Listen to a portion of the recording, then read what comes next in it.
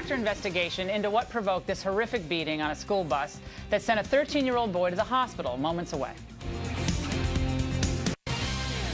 Thanks for staying with us. I'm Laura Ingram, in for Bill O'Reilly. And in the Factor Investigation segment tonight, new details in the brutal school bus attack that left a 13-year-old with a broken arm, 2 black eyes, other bruises. The savage beatdown occurred on July 9th in Pinellas County, Florida, where 3 15-year-old boys confronted the victim on the way home from school.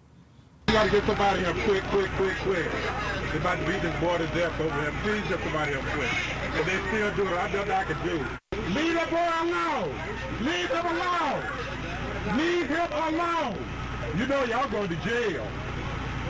Y'all going to jail. The attackers are black and the victim white. But when asked if race was a factor, the sheriff said this. The race difference between the victim and the defendants in this case is purely coincidental. There is absolutely no indication that race was a motivator in the attack. The motive was retaliation. Police say the attackers were angry at the boy for ratting them out after they tried to sell him pot in the school bathroom. The 3 boys are charged with aggravated battery, could face 15 years in prison if tried as adults. Meantime, the bus driver, John Moody, is now under fire for not physically intervening after yelling at the boys to stop and calling dispatch for help. Joining us now for commentary on this, of course, is Geraldo Rivera, our friend from New York. And Geraldo, I hate even looking at this video. I hate kind of even showing it because it's so disturbing on so many levels. But it is curious, I think, that when we have this conversation about race in America today, ongoing after the Trayvon Martin case, we have this beating as we had it. And then we're just taking the attacker's word that it wasn't racially motivated, and does there need to be more investigation on this, or are you satisfied? I think that you have to back up, Laura, and just examine our own profession. That's where I start. You know, being in the radio, I didn't see the video for a long time. I had no idea that the 3 attackers were black and the victim, the 13-year-old, was white until I finally did see the video. I read some excerpts, some news, you know, from CNN.com and other news agencies. They never mentioned the race of either the assailants or the victim either. Now, if the shoe was on the other foot, I think it's fair to say if 3 white kids had stomped on a 13-year-old black kid, you would have had, particularly in the post-Trayvon era, you would have had a massive movement. Jesse Jackson, Al Sharpton, and all the others. It would have been one of the crimes of they would be hosting shows from Pinellas County. Okay, Al Sharpton would have moved down there, Geraldo. They'd be shutting down the town and they'd be screaming from the top of the hill. I'm not saying it was racial, by the way, but I think it's worth pointing out. It's not about you know. We'll get to the investigation of what motivated the boys, the 15-year-olds. But I'm talking about us. I'm talking about the media. I'm talking about the press. We have a wretched double standard here, and I think that we really have to be honest with ourselves. If this had fit the victim stereotype of past civil rights violations, we would have been all over it. But because it did not, and it was kind of you know, the 3 thugs and the victim, so we could let it be race neutral. I don't agree with that. I think, as Cornel West, the famed professor, said, race matters, and we have to talk about it, particularly in the post-Trayvon era. Now we get to the sheriff and others who say that it wasn't because the victim was white and that the perpetrators were black. It was not racially motivated. It was that the kid ratted out one of the 15-year-olds, the Julian, for selling him attempting to sell him the $10 bag of pot. Be that as it may, it still is relevant that we have to talk about who these young kids are, who these young men are, and what they did. Well, it goes back to O'Reilly's talking points memo of last week, the week before, when he was talking about this scourge of crime. It's especially hitting minority communities. In this case, of course, it hit a white kid. I'm not saying, again, we don't know much of the underlying facts, but what is happening in the families of these children, where a boy is crouched in the seat. He's one boy, and there are 3 boys, and they're screaming epithets at him. I guess they're throwing $5 bills, and they're screaming at him and just pounding on him. I mean, it's not one-on-one. This is three-on-one. You know, and it would be nice if more people like Sharpton and all these others, but you're spoke getting into the sociology of it and the background of the kids, and I think that is fruitful for down the road. But right now, did the bus driver do enough? Did the bus driver intervene in an appropriate way? I think that you don't, heroes come along and you can't make a person a hero. I think that John Moody did what he thought he could do. He retired after 18 years on the job a week or two after the incident. He was so traumatized and in his own mind assessing whether or not he did enough. Yeah, he was an older guy, and I think he felt like he didn't have the strength to do it, and he probably was afraid. And these kids are big. They're not the 15-year-olds of 20 years ago. They all look like pretty big kids, and he was afraid. We should have reported who they were, and we did not. I think we failed. Thank you, Geraldo. And next on the rundown. Hey, what's up, y'all? King JB here. Another King JB Uncensored. Thank you once again for being here. As you just saw the video, man, some crazy shit always going down in Florida, as always. There's quite a few different things I want to touch on with this video that we just saw. As you can see, obviously, the young gentleman, the 13-year-old, was attacked by 3 15-year-olds. Now, I typically don't like to bring up race at all. I don't think it's necessary. But I think for what I'm about to talk about, I think it needs to be brought up. And we'll get into that a little bit. This happened in Pinellas County. I used to live in Pinellas County out there in Clearwater, Tampa area. Even though Tampa's Hillsborough or whatever. But Pinellas County's right there, St. Pete and Clearwater. But anyway, let's get to the actual video. This young boy was about to get off for his stop, and he literally got destroyed. First and foremost, I want to say this about the young boy. Please learn how to fight. Please learn how to fight, man. I didn't even see you try to fight back. You know what I'm saying? And when you got a group of thugs, a group of bullies, a group of punks, that's all they fuck with is people that they think can't fight. They ain't out here jumping me. They ain't out here jumping MMA fighters. They ain't out here jumping other people that they think they might get their ass whooped by. That's how thugs and punks work.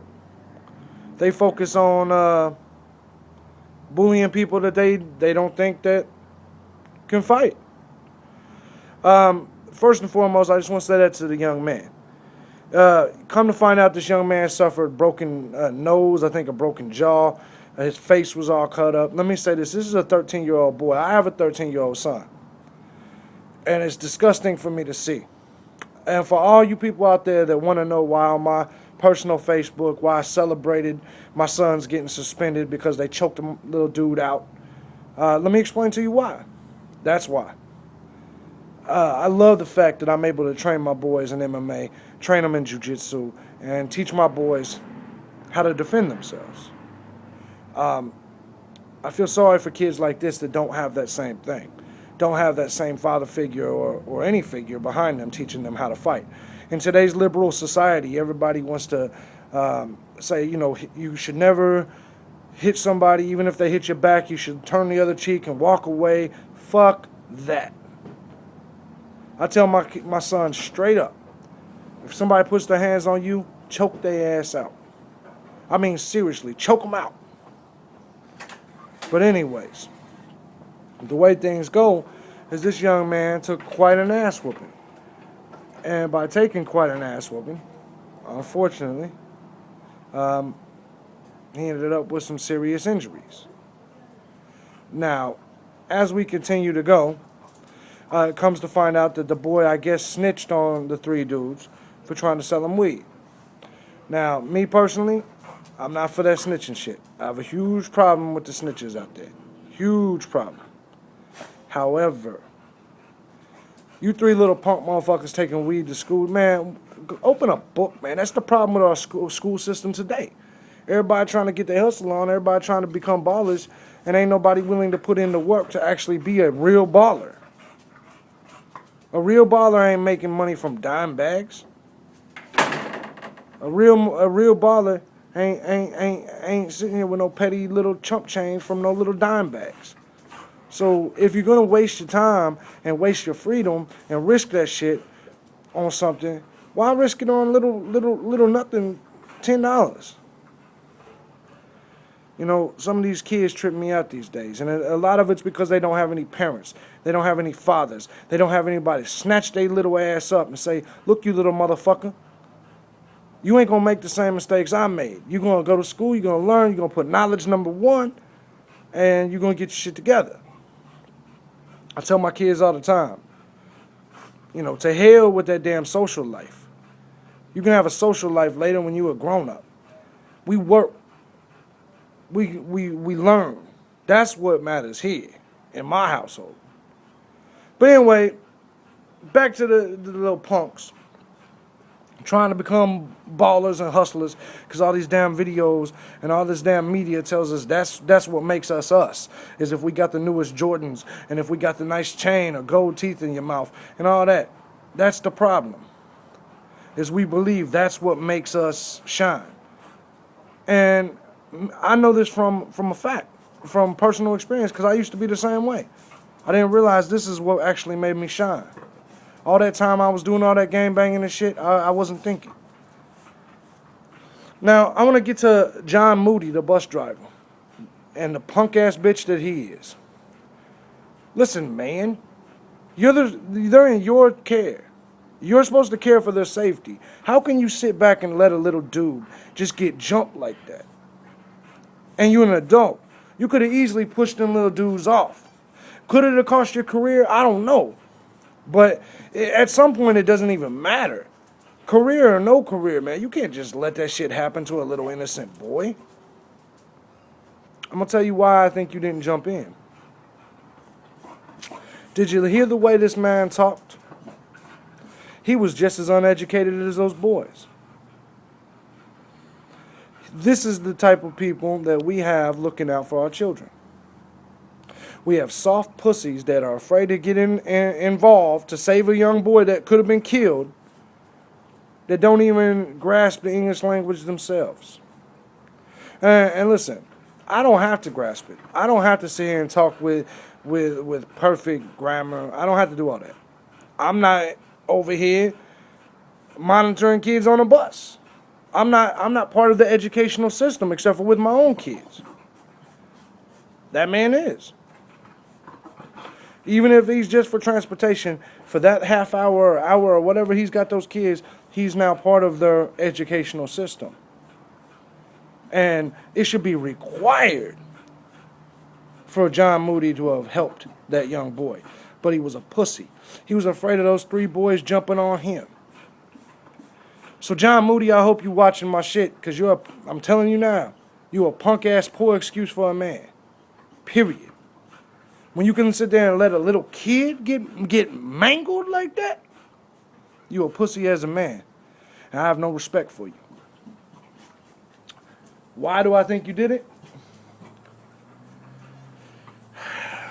It was one of 2 reasons. Or one of 3 reasons. Either one, you was scared that they was going to fuck you up. I guess it's possible. But I don't buy that reason. Number 2, you were scared of losing your job. That's the problem.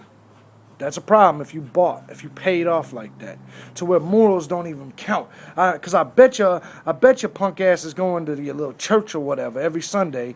Jesus, get the fuck out of here with that. Because if you can sit there and watch that happen to them boys, and then you want to act righteous, you a sorry excuse for anything.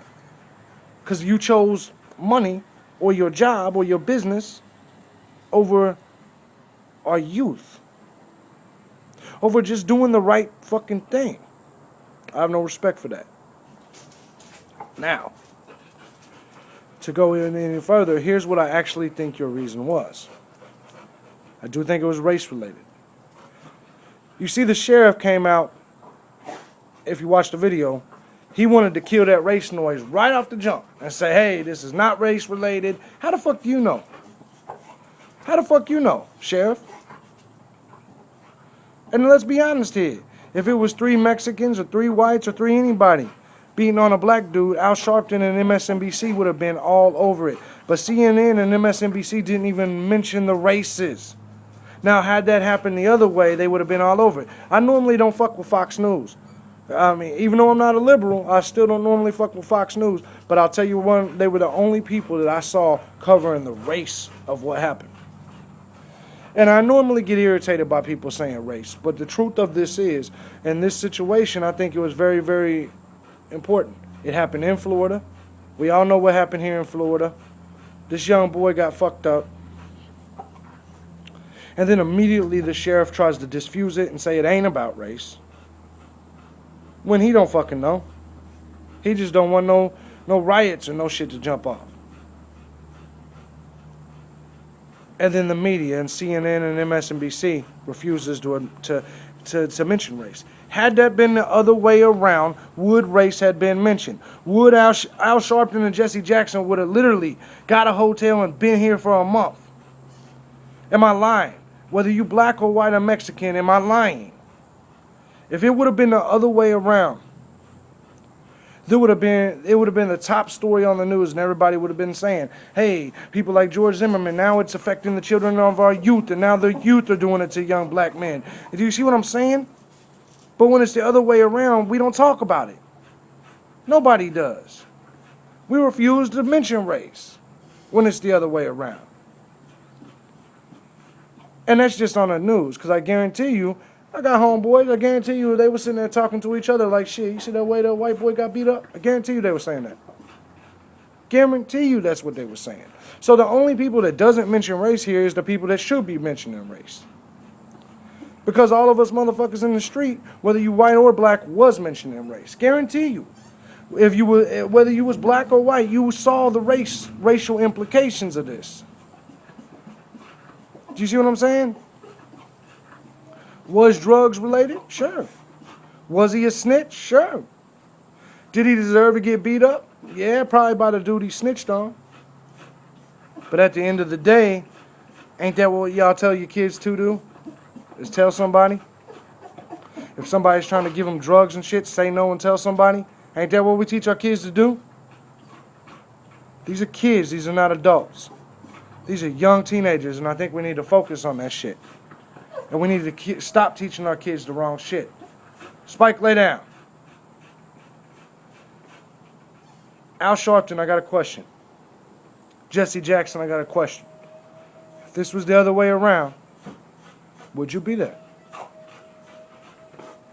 How come, my question for all of you is this. How come Jesse Jackson and Al Sharpton, honestly, never come to the defense of anybody that's not black? They're about civil rights, right?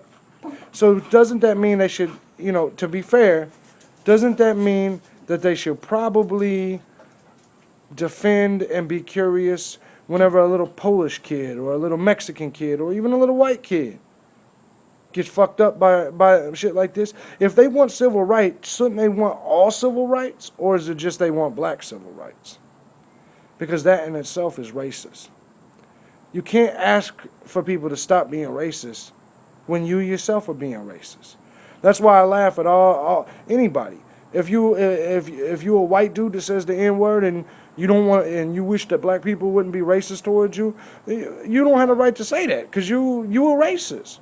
If you're a black dude that says cracker all the time, I don't want to hear nothing out of your mouth about racism because you yourself are a fucking racist. Same thing goes here. Al Sharpton, Jesse Jackson. If all you care about is one nationality, out of all these fucking nationalities in the world, then nobody is hearing you because that means deep down you're a racist. And you know how I know that nobody's hearing you? Because your own people think you're a joke. Black people think Al Sharpton and Jesse Jackson's a joke. Am I lying? That should tell you right there that racism, this isn't a black thing. This isn't just a white thing. Everybody can tell Jesse Jackson, MSNBC, Al Sharpton are jokes. They're race baiters. They're not fighting for civil rights. They're fighting for a paycheck. Am I lying? King JB Uncensored, man. Hopefully what I said makes sense. Let's teach our fucking kids better than this, man. Tell them to pick up a book, not a bag of weed. And stop beating on each other. Let's get all of our kids to go to mixed martial arts training. Because trust me, it teaches you, trust me, I used to fight in the street all the time. And then when I started training MMA, I don't fight in the street. Because there's no point. Why should I beat up somebody that can't fight? Why not take a bigger challenge than that? Why just beat up the average motherfucker just looking at me stupid? You see what I'm saying? Anyway, King JB Uncensored, once again. Hope y'all have a good day. I'm out of here.